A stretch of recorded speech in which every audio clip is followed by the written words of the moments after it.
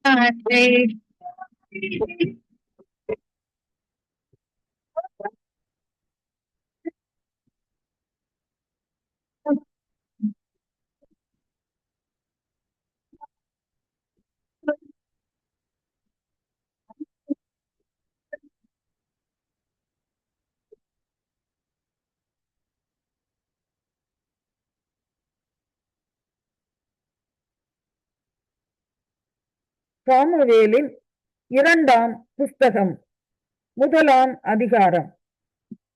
சவுல் மரித்த பின்பு தாவீது அமலேக்கியரை முறியடித்து சிக்லாகுக்கு திரும்பி வந்து 2 நாள் அங்கே இருந்த பிற்பாடு 3ஆம் நாளிலே ஒரு மனுஷன் சவுலின் பாளையத்திலிருந்து புறப்பட்டு தன் வஸ்திரங்களை கிழித்து கொண்டு தன் தலையின் மேல் புழுதியை போட்டுக்கொண்டு தாவீதினிடத்தில் வந்து தரையிலே விழுந்து வணங்கினான். தாவீது அவனை பார்த்து, நீ எங்கே இருந்து வந்தாய் என்று கேட்டதற்கு அவன், இஸ்ரவேலின் பாளையத்திலிருந்து தப்பி வந்தேன் என்றான். தாவீது அவனை பார்த்து, நடந்த செய்தி என்ன சொல் என்று கேட்டதற்கு அவன், ஜனங்கள் யுத்தத்தை விட்டு முறிந்தோடி போனார்கள். ஜனங்களில் அநேகம் பேர் விழுந்து மடிந்து போனார்கள். சவுலும் அவன் குமாரனாகிய யோனத்தானும் மடிந்தார்கள் என்றான்.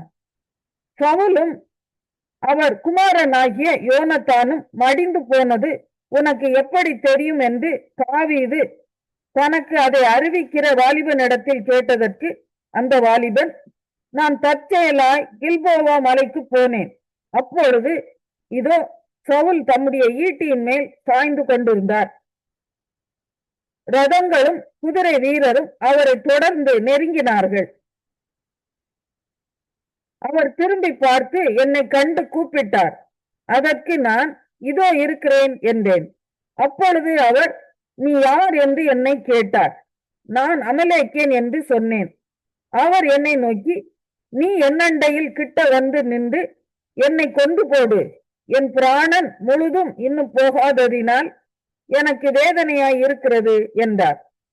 அப்பொழுது நான் அவர் விழுந்த பின்பு பிழைக்க மாட்டார் என்று நிச்சயித்து அவர் அண்டையில் போய் நின்று அவரை கொண்டு போட்டேன்.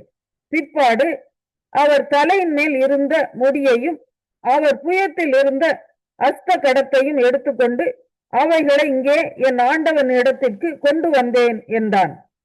அப்பொழுது தாவீதும் அவனோடு இருந்த சகல மனுஷரும் தங்கள் வஸ்திரங்களை கிழித்து கொண்டு சவுலும் அவன் குமாரனாகிய யோனத்தானும் கர்த்தருடைய ஜனங்களும் இஸ்ரவேல் குடும்பத்தாரும் பட்டயத்தாலே விழுந்தபடியினால் புலம்பி அழுது சாயங்காலம் மட்டும் உபவாசமாய் இருந்தார்கள்.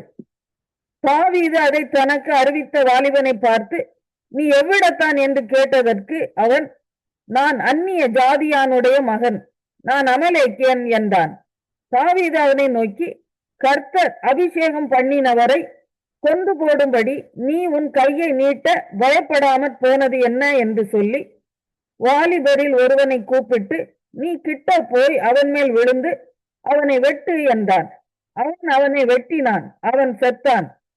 தாவீது அவனை பார்த்து, உன் இரத்தப்பழி உன் தலையின் மேல் இருப்பதாக, கர்த்தர் அபிஷேகம் பண்ணினவரை நான் கொண்டு போட்டேன் என்று உன் வாயே உனக்கு விரோதமான சாட்சி சொல்லிற்று என்றான். தாவீது சவுலின் பேரிலும் அவன் குமாரனாகிய யோனத்தானின் பேரிலும் புலம்பல் பாடினான். வில் வித்தையை யூதா புத்திரருக்கு கற்றுக் கொடுக்கும்படி கட்டளையிட்டான். அது யாசேரின் புஸ்தகத்தில் எழுதியிருக்கிறது. அவன் பாடின புலம்பலாவது, இஸ்ரவேலின் அலங்காரம் உயர்ந்த ஸ்தானங்களில் அதமாயிற்று, பராக்கிரமசாலிகள் விழுந்து போனார்கள். பெலிஸ்தரின் குமாரத்திகள் சந்தோஷப்படாதபடிக்கும் விருத்த சேதனம் இல்லாதவர்களின் குமாரத்திகள் களி கூறாதபடிக்கும் அதை காத் பட்டணத்தில் அறிவியாமலும் அஸ்கலோனின் வீதிகளில் பிரஸ்தாபப்படுத்தாமலும் இருங்கள். கில்போவா மலைகளே, உங்கள் மேல் பனியும் மழையும் பெய்யாமலும் காணிக்கைக்கு ஏற்ற பலன் தரும் வயல்கள் இராமலும் போவதாக. அங்கே பராக்கிரமசாலிகளுடைய கேடகம் அவமதிக்கப்பட்டது. சவுல் தைலத்தால் அபிஷேகம் பண்ணப்படாதவர் போல அவர் கேடகமும் அவமதிக்கப்பட்டதே. கொலையுண்டவர்களின் இரத்தத்தை குடியாமலும் பராக்கிரமசாலிகளின் நிணத்தை உண்ணாமலும் யோனத்தானுடைய வில் பின்வாங்கினதில்லை. சவுலின் பட்டயம் வெறுமையாய் திரும்பினதில்லை. உயிரோடே இருக்கையில் சவுலும் யோனத்தானும் பிரியமும் இன்பமுமாய் இருந்தார்கள். மரணத்திலும் பிரிந்து போனதில்லை. கழுகுகளை பார்க்கிலும் வேகமும் சிங்கங்களை பார்க்கிலும் பலமும் உள்ளவர்களாய் இருந்தார்கள். இஸ்ரவேலின் குமாரத்திகளே, உங்களுக்கு இரத்தாம்பரத்தை சிறப்பாய் உடுப்பித்து உங்கள் உடையின் மேல் பொன் ஆபரணங்களை தரிப்பித்த சவுலுக்காக அழுது புலம்புங்கள். போர் முகத்தில் பராக்கிரமசாலிகள் விழுந்தார்களே. யோனத்தானே, உயரமான ஸ்தலங்களிலே வெட்டுண்டு போனாயே. என் சகோதரனாகிய யோனத்தானே, உனக்காக நான் வியாகுலப்படுகிறேன். நீ எனக்கு வெகு இன்பமாய் இருந்தாய். உன் சிநேகம் ஆச்சரியமாய் இருந்தது. ஸ்திரீகளின் சிநேகத்தை பார்க்கிலும் அதிகமாய் இருந்தது. பராக்கிரமசாலிகள் விழுந்து போனார்களே. யுத்த ஆயுதங்கள். எரேமியா 7ஆம் அதிகாரம். கர்த்தரால் எரேமியாவுக்கு உண்டான வசனம். நீ கர்த்தருடைய ஆலயத்தின் வாசலிலே நின்று அங்கே கூறி சொல்ல வேண்டிய வசனம் என்னவென்றால், கர்த்தரை பணிந்து கொள்ள இந்த வாசல்களுக்குள்ளே பிரவேசிக்கிற யூத ஜனங்களாகிய நீங்கள் எல்லாரும் கர்த்தருடைய வார்த்தையை கேளுங்கள். இஸ்ரவேலின் தேவனாகிய சேனைகளின் கர்த்தர் சொல்லுகிறார், உங்கள் வழிகளையும் உங்கள் கிரியைகளையும் சீர்படுத்துங்கள். அப்பொழுது உங்களை இந்த ஸ்தலத்திலே குடியிருக்க பண்ணுவேன். கர்த்தரின் ஆலயம், கர்த்தரின் ஆலயம், கர்த்தரின் ஆலயம் இதுவே என்று சொல்லி பொய் வார்த்தைகளை நம்பிக்கொள்ளாதிருங்கள். நீங்கள் உங்கள் வழிகளையும் உங்கள் கிரியைகளையும் நன்றாய் சீர்படுத்தி நீங்கள் மனுஷனுக்கும் உள்ள வழக்கை நியாயமாய் தீர்த்து பரதேசியையும் திக்கற்றவனையும் விதவையையும் ஒடுக்காமலும் குற்றமில்லாத இரத்தத்தை இந்த ஸ்தலத்திலே சிந்தாமலும் உங்களுக்கு கேடுண்டாக அந்நிய தேவர்களை பின்பற்றாமலும் இருப்பீர்களேயாகில், அப்பொழுது நான் உங்கள் பிதாக்களுக்கு கொடுத்த தேசமாகிய இந்த ஸ்தலத்திலே உங்களை சதா காலமும் குடியிருக்க பண்ணுவேன். இதோ ஒன்றுக்கும் உதவாத பொய் வார்த்தைகளை நீங்கள் நம்புகிறீர்கள். நீங்கள் திருடி, கொலை செய்து, விபசாரம் பண்ணி, பொய்யாணையிட்டு, பாகாலுக்கு தூபம் காட்டி, நீங்கள் அறியாத அந்நிய தேவர்களை பின்பற்றி பிற்பாடு வந்து என் நாமம் தரிக்கப்பட்ட இந்த ஆலயத்திலே எனக்கு முன்பாக நின்று இந்த அருவருப்புகளை எல்லாம் செய்வதற்காக விடுதலை பெற்றிருக்கிறோம் என்று சொல்லுவீர்களோ? என் நாமம் தரிக்கப்பட்ட இந்த ஆலயம் உங்கள் பார்வைக்கு கள்ளர் குகையாயிற்றோ? இதோ நானும் இதை கண்டேன் என்று கர்த்தர் சொல்லுகிறார். நான் முந்தி என் நாமம் விளங்க பண்ணின சீலோவில் உள்ள என் ஸ்தலத்துக்கு நீங்கள் போய் இஸ்ரவேல் ஜனத்தினுடைய பொல்லாப்பின் நிமித்தம் நான் அதற்கு செய்ததை பாருங்கள். நீங்கள் இந்த கிரியைகளை எல்லாம் செய்தீர்கள். நான் உங்களுக்கு ஏற்கனவே சொல்லி வந்திருந்தும் நீங்கள் கேளாமலும், நான் உங்களை கூப்பிட்டும் நீங்கள் உத்தரவு கொடாமலும் போனபடியினால் என் நாமம் தரிக்கப்பட்டதும் நீங்கள் நம்பிக்கை கொண்டிருக்கிறதுமான இந்த ஆலயத்துக்கும் உங்களுக்கும் உங்கள் பிதாக்களுக்கும் நான் கொடுத்த ஸ்தலத்துக்கும் நான் சீலோவுக்கு செய்தது போல செய்வேன். நான் உங்களுடைய எல்லா சகோதரருமாகிய எப்ராயிம் சந்ததி அனைத்தையும் தள்ளி போட்டது போல உங்களையும் என் முகத்தை விட்டு தள்ளி போடுவேன் என்று கர்த்தர் சொல்லுகிறார். நீ இந்த ஜனத்துக்காக விண்ணப்பம் செய்ய வேண்டாம், அவர்களுக்காக மன்றாடவும் கெஞ்சவும் வேண்டாம், என்னிடத்தில் அவர்களுக்காக பரிந்து பேசவும் வேண்டாம். நான் உனக்கு செவி கொடுப்பதில்லை. யூதாவின் பட்டணங்களிலும் எருசலேமின் வீதிகளிலும் அவர்கள் செய்கிறதை நீ காணவில்லையா? எனக்கு மனமடி உண்டாக அந்நிய தேவர்களுக்கு தான பலிகளை வார்க்கிறார்கள். அவர்கள் வானராக்கினிக்கு பணியாரங்களை சுடும்படி பிள்ளைகள் விறகு பொறுக்குகிறார்கள், பிதாக்கள் நெருப்பு மூட்டுகிறார்கள், ஸ்திரீகள் மாப்பி செய்கிறார்கள். அவர்கள் எனக்கா மடி உண்டாக்குகிறார்கள். தங்கள் முகங்கள் வெட்கத்துக்குட்படும்படி அவர்கள் தங்களுக்கே அல்லவோ மனமடி உண்டாக்குகிறார்கள் என்று கர்த்தர் சொல்லுகிறார்.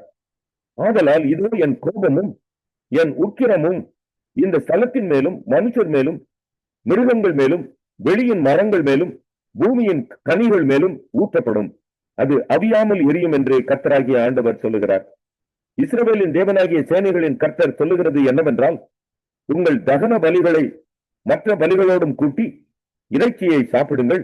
நான் உங்கள் பிதாக்களை எகிப்து தேசத்திலிருந்து அழைத்து வந்த நாளிலே தகன பலியை குறித்தும் மற்ற பலிகளை குறித்தும் நான் அவர்களோட பேசினதையும் கட்டளையிட்டதையும் பார்க்கிலும் என் வாக்குக்கு செவி கொடுங்கள். அப்பொழுது நான் உங்கள் தேவனாயிருப்பேன், நீங்கள் என் ஜனமாயிருப்பீர்கள். நான் உங்களுக்கு கற்பிக்கும் எல்லா வழியிலும் நீங்கள் உங்களுக்கு நன்மை உண்டாகும்படிக்கு நடவுங்கள் என்கிற விசேஷத்தையே அவர்களுக்கு சொல்லி கட்டளையிட்டேன். அவர்களோ அதை கேளாமலும் தங்கள் செவியை சாயாமலும் போய் தங்கள் பொல்லாத இருதயத்தின் யோசனைகளின்படியும் கடினத்தின்படியும் நடந்து முன்னிட்டல்ல பின்னிட்டே போனார்கள். உங்கள் பிதாக்கள் எகிப்து தேசத்திலிருந்து புறப்பட்ட நாள் முதல் இந்நாள் மட்டும் நான் தீர்க்கதரிசிகளாகிய என் ஊழியக்காரரை எல்லாம் தினம் தினம் உங்கள் அண்டைக்கு ஏற்கனவே அனுப்பி கொண்டிருந்தேன். ஆனாலும் அவர்கள் என் சொல்லை கேளாமலும் தங்கள் செவியை சாயாமலும் போய் தங்கள் கழுத்தை கடினப்படுத்தி தங்கள் பிதாக்களை பார்க்கிலும் அதிக பொல்லாப்பு செய்தார்கள். நீ இந்த வார்த்தைகளை எல்லாம் அவர்களுக்கு சொன்னாலும் அவர்கள் உனக்கு செவி கொடுக்க மாட்டார்கள். நீ அவர்களை நோக்கி கூப்பிட்டாலும் அவர்கள் உனக்கு மறு உத்தரவு கொடுக்க மாட்டார்கள். ஆகையால் தங்கள் தேவனாகிய கர்த்தருடைய சத்தத்தை கேளாமலும் புத்தியை ஏற்றுக்கொள்ளாமலும் இருக்கிற ஜாதி இதுதான் என்றும், சத்தியம் அழிந்து அது அவர்கள் வாயிலிருந்து அற்றுப்போனதென்றும் அவர்களுக்கு சொல். நீ உன் தலைமயிரை சிரைத்து எரிந்துவிட்டு உயர் தலங்களிலே புலம்பிக் கொண்டிரு. கர்த்தர் தமது சினத்துக்கு ஏதுவான சந்ததியை வெறுத்து நெகிழவிட்டார். யூதா புத்திரர் என் பார்வைக்கு பொல்லாப்பானதை செய்தார்கள் என்று கர்த்தர் சொல்லுகிறார். என் நாமம் தரித்திருக்கிற ஆலயத்தை தீட்டுப்படுத்த தங்கள் அருவருப்புகளை அதிலே வைத்தார்கள். தங்கள் குமாரரையும் தங்கள் குமாரத்திகளையும் அக்கினியிலே தகனிக்கிறதற்காக அவர்கள் இன்னும் குமாரனின் பள்ளத்தாக்கில் உள்ள தோப்பேத்தின் மேடைகளை கட்டினார்கள். அதை நான் கட்டளையிடவும் இல்லை, அது என் மனதில் தோன்றவும் இல்லை. ஆதலால் இதோ நாட்கள் வரும் என்று கர்த்தர் சொல்லுகிறார். அப்பொழுது அது அப்புறம் தோப்பேத் என்றும் இன்னும் குமாரனின் பள்ளத்தாக்கு என்றும் சொல்லப்படாமல் சங்கார பள்ளத்தாக்கு என்று சொல்லப்படும். தோப்பேத்திலே இடம் கிடையாமல் போக மட்டும் சவங்களை அடக்கம் பண்ணுவார்கள். இந்த ஜனத்தின் பிணங்கள் ஆகாயத்தின் பறவைகளுக்கும் பூமியின் மிருகங்களுக்கும் இரையாகும். அவைகளை வெறுட்டுவாரும் இல்லாதிருப்பார்கள். நான் யூதாவின் பட்டணங்களிலும் எருசலேமின் வீதிகளிலும் களிப்பின் சத்தத்தையும் மகிழ்ச்சியின் சத்தத்தையும் மணவாளனின் சத்தத்தையும் மணவாட்டியின் சத்தத்தையும் மத்தேயு 18ஆம் அதிகாரம். அவ்வேளையிலே சீஷர்கள் இயேசுவினிடத்தில் வந்து, பரலோக ராஜ்யத்தில் எவன் பெரியவனாய் இருப்பான் என்று கேட்டார்கள். இயேசு ஒரு பிள்ளையை தம்மிடத்தில் அழைத்து அதை அவர்கள் நடுவே நிறுத்தி, நீங்கள் மனம் திரும்பி பிள்ளைகளைப் போல் ஆகாவிட்டால் பரலோக ராஜ்யத்தில் பிரவேசிக்க மாட்டீர்கள் என்று மெய்யாகவே உங்களுக்கு சொல்லுகிறேன். ஆகையால் இந்த பிள்ளையைப் போல தன்னை தாழ்த்துகிறவன் எவனோ அவனே பரலோக ராஜ்யத்தில் பெரியவனாய் இருப்பான். இப்படிப்பட்ட ஒரு பிள்ளையை என் நாமத்தின் நிமித்தம் ஏற்றுக்கொள்கிறவன் என்னை ஏற்றுக்கொள்கிறான். என்னிடத்தில் விசுவாசமாய் இருக்கிற இந்த சிறியரில் ஒருவனுக்கு இடரல் உண்டாக்குகிறவன் எவனோ அவனுடைய கழுத்தில் இயந்திர கல்லை கட்டி சமுத்திரத்தின் ஆழத்திலே அவனை அமிழ்த்துகிறது அவனுக்கு நலமாயிருக்கும். இடரல்களின் நிமித்தம் உலகத்துக்கு ஐயோ! இடரல்கள் வருவது அவசியம். ஆனாலும் எந்த மனுஷனால் இடரல் வருகிறதோ அவனுக்கு ஐயோ! உன் கையாவது உன் காலாவது உனக்கு இடரல் உண்டாக்கினால் அதை தரித்து எரிந்து போடு.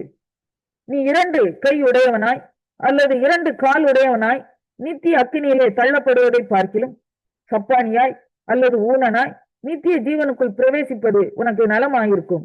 உன் கண் உனக்கு இடரல் உண்டாக்கினால் அதை பிடுங்கி எரிந்து போடு. 2 கண்ணுடையவனாய் எரி நகரத்தில் தள்ளப்படுவதை பார்க்கிலும் ஒற்றை கண்ணனாய் ஜீவனுக்குள் பிரவேசிப்பது உனக்கு நலமாயிருக்கும். இந்த சிறியரில் ஒருவனையும் அற்பமாய் எண்ணாதபடிக்கு எச்சரிக்கையாய் இருங்கள். அவர்களுக்குரிய தேவதூதர்கள் பரலோகத்திலே என் பரமபிதாவின் சமூகத்தை எப்போதும் தரிசிக்கிறார்கள் என்று உங்களுக்கு சொல்லுகிறேன். மனுஷகுமாரன் கெட்டுப்போனதை ரட்சிக்க வந்தார். உங்களுக்கு எப்படி தோன்றுகிறது? ஒரு மனுஷனுக்கு 100 ஆடுகள் இருக்க அவைகளில் ஒன்று சிதறி போனால் அவன் மற்ற 99 ஆடுகளையும் மலைகளில் விட்டு போய் சிதறி போனதை தேடாமல் இருப்பானோ? அவன் அதை கண்டுபிடித்தால் சிதறி போகாத 99 ஆடுகளை குறித்து சந்தோஷப்படுகிறதை பார்க்கிலும் அதை குறித்து அதிகமாய் சந்தோஷப்படுவான் என்று மெய்யாகவே உங்களுக்கு சொல்லுகிறேன். இவ்விதமாக இந்த சிறியரில் ஒருவனாகிலும் கெட்டுப்போவது பரலோகத்தில் இருக்கிற உங்கள் பிதாவின் சித்தம் அல்ல. உன் சகோதரன் உனக்கு விரோதமாக குற்றம் செய்தால் அவனிடத்தில் போய் நீயும் அவனும் தனித்திருக்கையில் அவன் குற்றத்தை அவனுக்கு உணர்த்து. அவன் உனக்கு செவி கொடுத்தால் உன் சகோதரனை ஆதாயப்படுத்தி கொண்டாய். அவன் செவி கொடாமற் போனால் 2-3 சாட்சிகளுடைய வாக்கினாலே சங்கதிகளெல்லாம் நிலைவரப்படும்படி 2 ஒருவரை உன்னுடனே கூட்டிக் கொண்டு போ. அவர்களுக்கும் அவன் செவிகொடாமற் போனால் அதை சபைக்கு தெரியப்படுத்து. சபைக்கும் செவிகொடாதிருப்பானால் அவன் உனக்கு அஞ்ஞானியைப் போலவும் ஆயக்காரனைப் போலவும் இருப்பானாக. பூலோகத்திலே நீங்கள் எவைகளை கட்டுவீர்களோ அவைகள் பரலோகத்திலும் கட்டப்பட்டிருக்கும். பூலோகத்திலே நீங்கள் எவைகளை கட்டவிழ்ப்பீர்களோ அவைகள் பரலோகத்திலும் கட்டவிழ்க்கப்பட்டிருக்கும் என்று மெய்யாகவே உங்களுக்கு சொல்லுகிறேன். அல்லாமலும் உங்களில் 2 பேர் தாங்கள் வேண்டிக் கொள்ள போகிற எந்த காரியத்தை குறித்தாகிலும் பூமியிலே ஒருமனப்பட்டிருந்தால் பரலோகத்தில் இருக்கிற பிதாவினால் அது அவர்களுக்கு உண்டாகும் என்று உங்களுக்கு சொல்லுகிறேன். ஏனெனில் 2 பேராவது 3 பேராவது என் நாமத்தினாலே எங்கே கூடி இருக்கிறார்களோ அங்கே அவர்கள் நடுவிலே இருக்கிறேன் என்றார். அப்பொழுது பேதுரு அவரிடத்தில் வந்து, ஆண்டவரே, என் சகோதரன் எனக்கு விரோதமாய் குற்றம் செய்து வந்தால் நான் எத்தனை தரம் மன்னிக்க வேண்டும்? 7 தரம் மட்டுமோ என்று கேட்டான். அதற்கு இயேசு, 7 தரம் மாத்திரமல்ல, 770 தரம் மட்டும் என்று உனக்கு சொல்லுகிறேன். எப்படி எனில், பரலோக ராஜ்யம் தன் ஊழியக்காரர் இடத்தில் கணக்கு பார்க்க வேண்டும் என்றிருந்த ஒரு ராஜாவுக்கு ஒப்பாயிருக்கிறது. அவன் கணக்கு பார்க்க தொடங்கின போது 10,000 தாலந்து கடன் பட்டன் ஒருவனை அவனுக்கு முன்பாக கொண்டு வந்தார்கள். கடனை தீர்க்க அவனுக்கு நிர்வாகம் இல்லாதபடியால் அவனுடைய ஆண்டவன் அவனையும் அவன் பெண்ஜாதி பிள்ளைகளையும் அவனுக்கு உண்டான எல்லாவற்றையும் விற்று கடனை தீர்க்கும்படி கட்டளையிட்டான். அப்பொழுது அந்த ஊழியக்காரன் தாழ விழுந்து வணங்கி, ஆண்டவனே, என்னிடத்தில் பொறுமையாயிரும், எல்லாவற்றையும் உமக்கு கொடுத்து தீர்க்கிறேன் என்றான். அந்த ஊழியக்காரனுடைய ஆண்டவன் மனதிறங்கி அவனை விடுதலை பண்ணி கடனையும் அவனுக்கு மன்னித்து விட்டான். அப்படி இருக்க அந்த ஊழியக்காரன் புறப்பட்டு போகையில் தன்னிடத்தில் 100 வெள்ளிப்பணம் கடன் பட்டிருந்தவனாகிய தன் உடன் வேலைக்காரரில் ஒருவனை கண்டு அவனை பிடித்து தொண்டையை நெரித்து, நீ பட்ட கடனை எனக்கு கொடுத்து தீர்க்க வேண்டும் என்றான். அப்பொழுது அவனுடைய உடன் வேலைக்காரன் அவன் காலிலே விழுந்து, என்னிடத்தில் பொறுமையாயிரும், எல்லாவற்றையும் உமக்கு கொடுத்து தீர்க்கிறேன் என்று அவனை வேண்டிக் கொண்டான். அவனோ சம்மதியாமல் போய் அவன் பட்ட கடனை கொடுத்து தீர்க்கும் அளவும் அவனை காவலில் போடுவித்தான். நடந்ததை அவனுடைய உடன் வேலைக்காரர் கண்டு மிகவும் துக்கப்பட்டு ஆண்டவனிடத்தில் வந்து நடந்ததை எல்லாம் அறிவித்தார்கள். அப்பொழுது அவனுடைய ஆண்டவன் அவனை அழைப்பித்து, பொல்லாத ஊழியக்காரனே, நீ என்னை வேண்டிக் கொண்டபடியினால் அந்த கடன் முழுவதையும் உனக்கு மன்னித்து விட்டேன். நான் உனக்கு இறங்கினது போல நீயும் உன் உடன் வேலைக்காரனுக்கு இறங்க வேண்டாமோ என்று சொல்லி அவனுடைய ஆண்டவன் கோபமடைந்து அவன் பட்ட கடனையெல்லாம் தனக்கு கொடுத்து தீர்க்கும் அளவும் உபாதிக்கிறவர்களிடத்தில் அவனை ஒப்புக் கொடுத்தான். நீங்களும் அவனவன் தன் தன் சகோதரன் செய்த தப்பிதங்களை மனப்பூர்வமாய் மன்னியாமற் போனால் என் பரமபிதாவும்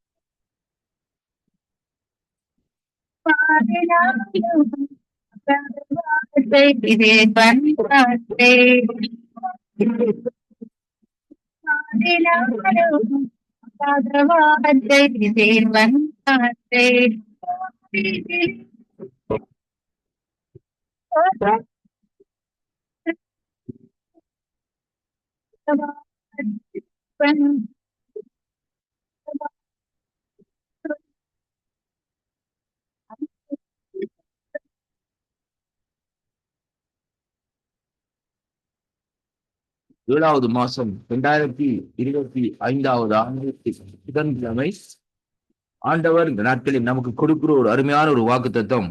சங்கீத புஸ்தகம் 5வது அதிகாரம் 12வது வசனம் கர்த்தருடைய வார்த்தை சொல்லுகிறது, கர்த்தாவே நீர் நீதிமானை ஆசீர்வதித்து காருண்யம் என்னும் கேடகத்தினால் அவனை சூழ்ந்து கொண்டிருக்கிறீர் என்று சொல்லி இந்த நாட்களில் சூழ்ந்து கொள்வீர் என்று சொல்லி இந்த வார்த்தை சொல்லுகிறதை அங்கே காணக்கூடியதாக இருக்கிறது. அன்பு பிள்ளைகளே, கிறிஸ்துவுக்குள் அன்பான அன்பு சகோதர சகோதரிகளே, இன்றைய நாளிலும் கர்த்தருடைய வார்த்தை இந்த நாட்களில் நமக்கு சொல்லுகிற காரியம் என்னவென்றால், தேவன் அங்கே நீதிமானை ஆசீர்வதிக்கிறார் என்று சொல்லி இந்த நாட்களிலே பார்க்கக்கூடியதாக இருக்கிறது. யார் அந்த நீதிமான்? ஆண்டவராகிய இயேசு கிறிஸ்துடைய இரத்தத்தினாலே கழுவப்பட்டு பாவங்களை விட்டு விலகி இந்த நாட்களிலே கர்த்தரையே நம்பி கர்த்தரையே தேடி கர்த்தரோடு இந்த நாட்களிலே கர்த்தரை நேசித்து கர்த்தரோடு வாழுகிற மனுஷன் தான் இந்த நாட்களில் நீதிமான்கள் என்று சொல்லி வேதத்திலே இன்றைக்கு நாங்கள் பார்க்கிறோம். ஆனாலும் கர்த்தருடைய வார்த்தை சொல்லுகிறது, அவர் என்ன செய்கிறாராம்? கர்த்தர் நீதிமானை ஆசீர்வதிக்கிறாராம். முதலாவதாக அவர் ஆசீர்வதிக்கிறது மட்டுமல்ல, இரண்டாவதாக காருண்யம் என்னும் இந்த நாட்களிலே கேடகத்தினால் இந்த நாட்களிலே என்ன செய்கிறாராம்? அவனை சூழ்ந்து கொள்ளுகிற தேவனாய் இருக்கிறார்.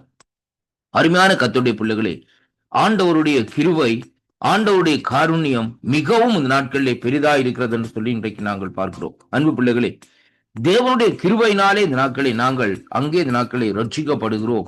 அது மட்டுமல்ல, காருண்யம் என்று சொல்லப்படுகிற காரியத்தை பார்க்கிற வேளையிலே தேவன் அங்கே அங்கே தன்னுடைய கேடகத்தினால் அந்த தன்னுடைய நீதிமானுக்கு எந்த விதமான தீங்குகளோ எந்த விதமான பிரச்சனைகளோ எந்த விதமான இக்கட்டுகளோ இந்த நாட்களிலே சத்ருடைய காரியங்கள் இந்த நாட்களே தொல்லைகள் இந்த நாட்களே அவர்களை தாக்காதபடி இந்த நாட்களை சூழ்ந்து கொள்ளுகிறதை அங்கே காணக்கூடியதாக இருக்கிறது. அருமை பிள்ளைகளே, அன்பு பிள்ளைகளே, பாருங்கள், வேதத்திலே பார்க்கிற வேளையிலேயே தேவன் இந்த நாட்களிலே ஆபிரகாமோடு இந்த நாட்களிலே அங்கே நடந்தார், ஆபிரகாமோடு பேசினார், ஆபிரகாமை கொண்டு காரியங்களை இந்த நாட்களிலே செய்தார் என்று சொல்லி பார்க்கிறோம்.